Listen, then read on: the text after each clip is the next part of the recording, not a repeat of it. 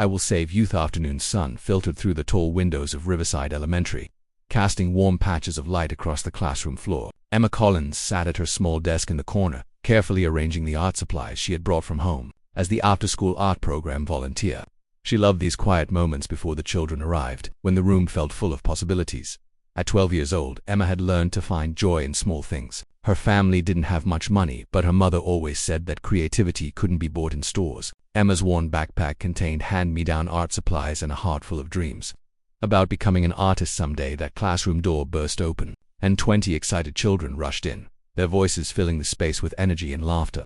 Among them was 7-year-old Michael Thompson, the son of Marcus Thompson, the CEO of Thompson Industries. Despite coming from completely different worlds, Emma and Michael had formed an unlikely friendship over their shared love of drawing.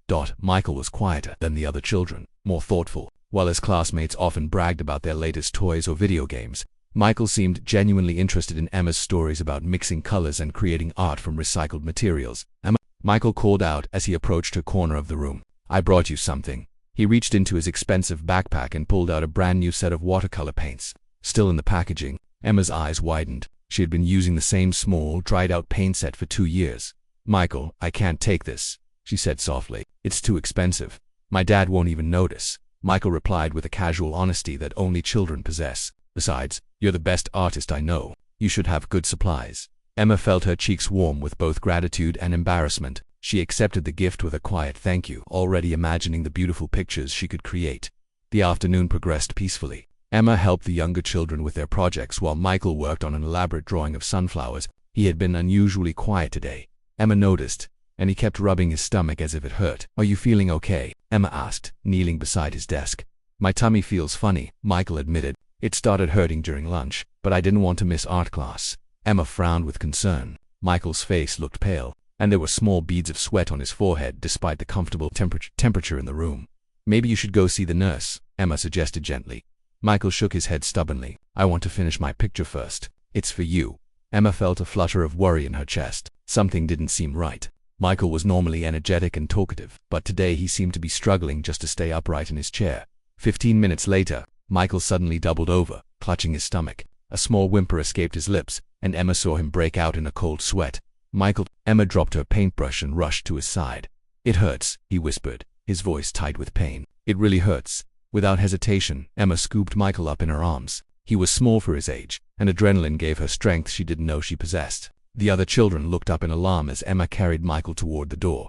"Mrs. Peterson," Emma called to the supervising teacher. "Something's wrong with Michael. We need to get him to a doctor right now." Mrs. Peterson took one look at Michael's pale, sweaty face and immediately called for the school nurse. But Emma's instincts told her they didn't have time to wait. Michael's breathing was becoming shallow, and his eyes were starting to look unfocused.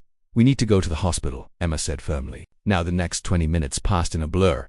Mrs. Peterson drove while Emma held Michael in the back seat, talking to him constantly to keep him conscious. She told him about the pictures they would paint together, about the colors of sunset, about anything that might anchor him to the present moment. "Stay with me, Michael," she whispered as they pulled up to the emergency room entrance. "I will save you, I promise." The hospital staff sprang into action the moment they saw Michael's condition. Emma had to let go of him as doctors and nurses surrounded the gurney, wheeling him quickly down the bright corridor. She stood in the waiting area, her sunflower print dress stained with Michael's tears, watching until he disappeared behind heavy double doors. Marcus Thompson arrived 30 minutes later, his usually composed demeanor cracked with fear and desperation. He found Emma sitting alone in the waiting area, still wearing the same worried expression she had worn since Michael first complained of stomach pain.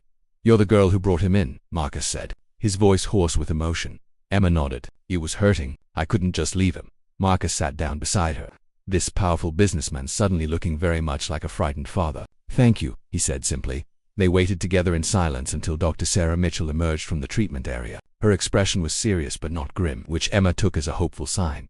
"Mr. Thompson," Dr. Mitchell began, "Michael is stable now, but I need to tell you something important. Your son was poisoned." The words hung in the air like a physical presence. Emma felt her heart stop, and she saw Marcus go completely white. "Poisoned," Marcus repeated, as if the word didn't make sense. "We found traces of a plant toxin in his system, oleander specifically. It's extremely dangerous, especially for a child Michael's size. If Emma hadn't brought him in when she did... Dr. Mitchell paused meaningfully. "Let's just say timing was everything." Emma felt the room spin slightly. Poisoned. Someone had hurt sweet, gentle Michael on purpose. How? Marcus asked, his voice barely above a whisper. The toxin was in something he ingested, probably during lunch. We'll need to investigate further, but right now, the important thing is that he's going to be okay, thanks to this young lady's quick thinking.